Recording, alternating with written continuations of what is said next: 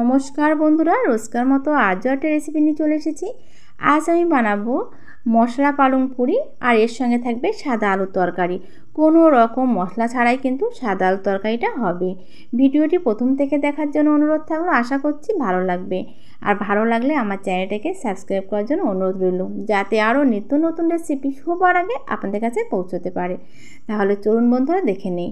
প্রথমে আমি এখানে খেতে এসে গেছি, মানে সবজি খেতে। আমি প্রথমে পালং শাক তুলে নেব। আমি আগে আপনাদের দেখিয়েছি এখানে ধনেপাতা আর গাজরে কিন্তু এখনও গাজরটা ধরেনি। আর এখানে পালং শাকের পাতাগুলো দেখেও বন্ধুরা বুঝতে পারছেন যে পাতাগুলো কতটা তাজা। আর এখানে পাতাগুলো কিন্তু ভীষণই বড় বড়। আমি এখানে শুধু পাতাগুলোই কিন্তু কেটে নিচ্ছি। আমাদের বাগান কিন্তু অনেকটাই বড়, সবটাই সবজি চাষ করা হয় না, খুব সামান্য পরিমাণে সবজি চাষ করা হয়। আপনাদের দাদা বাড়ি থাকে না, আর আমি একা করে উঠতেও পারি না। মানে যতটুকু সবজি চাষ করেছি তা বেশ ভালোই হয়েছে। আর তার উপরে কিন্তু আমাদের এখানে জলের সমস্যা, পুকুরের ঠিক সময় জল থাকে না। বর্ষাকালে জলটা ভরা থাকে, যেমনি ফাল্গুন চৈত্র বৈশাখ মাস, এই 3 মাসে তো জল একদমই থাকে না, খুবই কষ্ট এই সময়।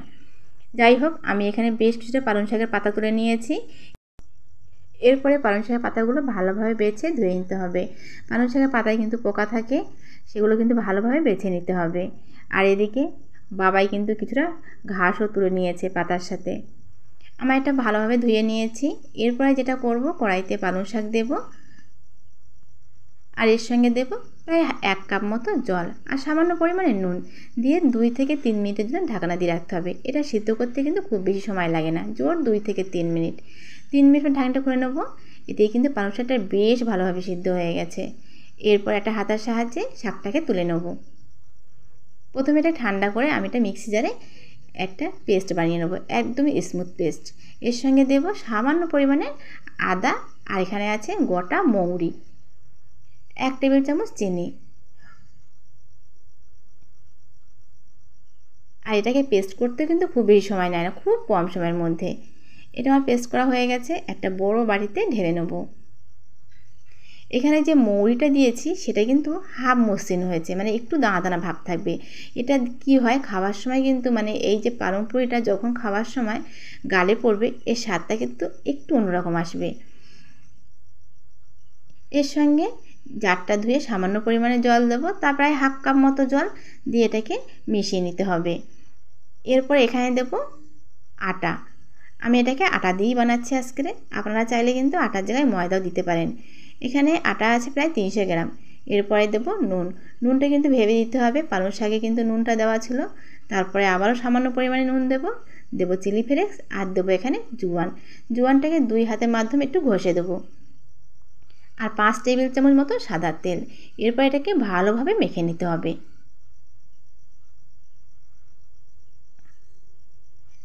আমার এখানে মনে হচ্ছে যে পেস্টটা একটু কম আছে, এর জন্য সামান্য পরিমাণে জল দিয়ে এটাকে মেখে নিতে হবে। সাধারণত আমরা বাড়িতে যেমন রুটির ডোটা বানাই, ঠিক তেমনই বানাতে হবে।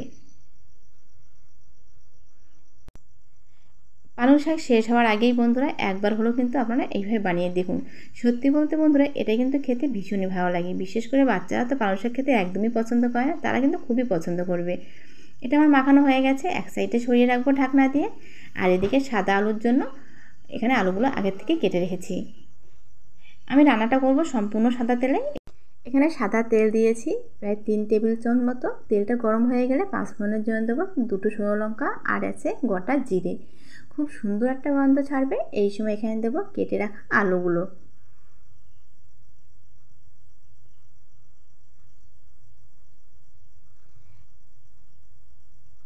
এরপরে এখানে দেব স্বাদ অনুযায়ী নুন, আর খুব সামান্য পরিমাণে হলুদ গুঁড়ো। এখানে কিন্তু কোনো রকম মশলা পড়বে না। হালকা হাতে একটু মিশিয়ে নেব। তারপরে জল না দিয়ে প্রায় 3 মিনিটের জন্য ঢাকনা দিয়ে রাখতে হবে। আর এই সময় কিন্তু আঁচটা একদমই আস্তে আছে। 3 মিনিট পর ঢাকনাটা খুলে নেব। এই সময় কিন্তু আলুগুলো প্রায় হাফ হাফ সিদ্ধ হয়ে গেছে।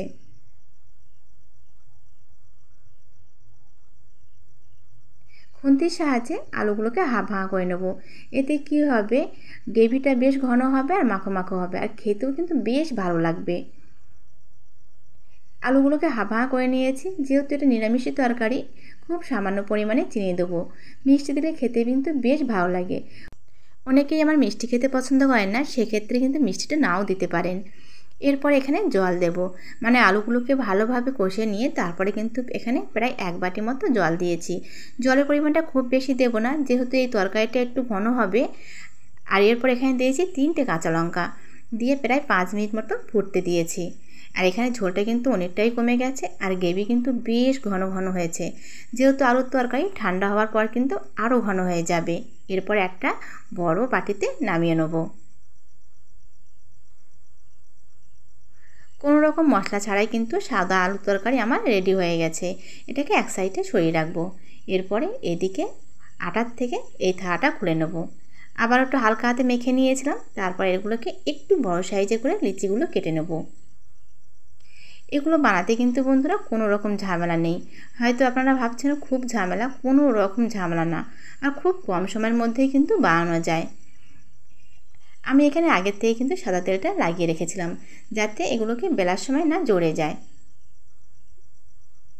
এরপর একটা বড় দেখে রুটি করে নেব। আর এটাকে খুব হালকাও করব না, খুব পুরোও করব না, মানে বাড়িতে যেমন রুটি বানানো হয় ঠিক তেমনই। এটা আমার হয়ে গেছে। এরপর একটা বাটির সাহায্যে কেটে নেব। এতে কী হবে, সবগুলো তো সমান হবে, আবার খুব তাড়াতাড়ি কিন্তু হয়ে যায়। আর আমি এখানে সবগুলো কিন্তু একসঙ্গে বেলে নেব না। প্রথমে যে 3টে হয়েছে এই 3টে ভেজে নেব, তারপরে কিন্তু আবার একই রকমভাবে এইভাবে বেলবো আর ভাজবো। আর এই অংশটাকে কিন্তু পরে আবার একই রকমভাবে এখানে পুরিগুলো বানিয়ে নেব। আগের থেকে কড়াইতে সাদা তেল দিয়ে রেখেছিলাম, তেলটা তো ভালোভাবে গরম করে নিতে হবে। গরম তেলের উপরে পালং পুরিটা দিয়ে ঝাঁঝরির সাহায্যে হালকা হাতে চাপ দিতে হবে। এতে কী হবে, খুব সুন্দরভাবে কিন্তু ফুলে যাবে। আর এই সময় কিন্তু আঁচটা মিডিয়ামে আছে। এক পিঠ হয়ে গেছে, উল্টিয়ে নিয়েছি। দেখেও বন্ধুরা বুঝতে পারছেন যে কতটা সুন্দর ফুলে গেছে। এগুলোকে ভালোভাবে উল্টিয়ে পাল্টে হালকা বাদামি করে ভেজে নেব। খুব বেশি বাদামি করতে হবে না, হালকা বাদামি। এটা হয়ে গেছে, একটা থালায় নামিয়ে নেব। একই রকমভাবে আরেকটা ভেজে নেব। খুব হালকা হাতে ঝাঁঝিয়ে দিয়ে চাপ দিলেই কিন্তু খুব সুন্দরভাবে ফুলে যাচ্ছে। আর আমি এখানে একই রকমভাবে সবগুলোই কিন্তু ভেজে নেব। সবগুলোই কিন্তু ফুলকো ফুলকো হয়েছে। দেখতে তো বন্ধুরা বুঝতেই পারছেন যে কতটা সুন্দর হয়েছে। সত্যি বলতে বন্ধুরা, এটা খেতেও কিন্তু ঠিক ততটাই সুস্বাদু হয়েছে। আপনারা তো অবশ্যই একবার হলেও বানাবেন, আর কেমন হয়েছে আমাকে কিন্তু কমেন্ট করে জানাবেন। আপনারা চাইলে এটাকে সকালের জলখাবার বা রাতের ডিনারে এটা কিন্তু রাখতে পারেন। আর এগুলো কিন্তু ঠান্ডা হওয়ার পরও বন্ধুরা একই রকমভাবে এই মশলা পালং পুরিগুলো কিন্তু ফুলকো থাকবে। একটা ভেঙে দেখাচ্ছে, দেখুন কতটা সুন্দর ফুলেছে। আর উপরটা কিন্তু একটু মুচমুচে হয়েছে, আর ভেতরটা কিন্তু নরম আছে। তাহলে বন্ধুরা সবাইকে আজকের মতো নমস্কার। সবাই ভালো থাকবেন, সুস্থ থাকবেন। আবার একটি রেসিপি নিয়ে চলে আসবো ঠিক অন্য দিনে।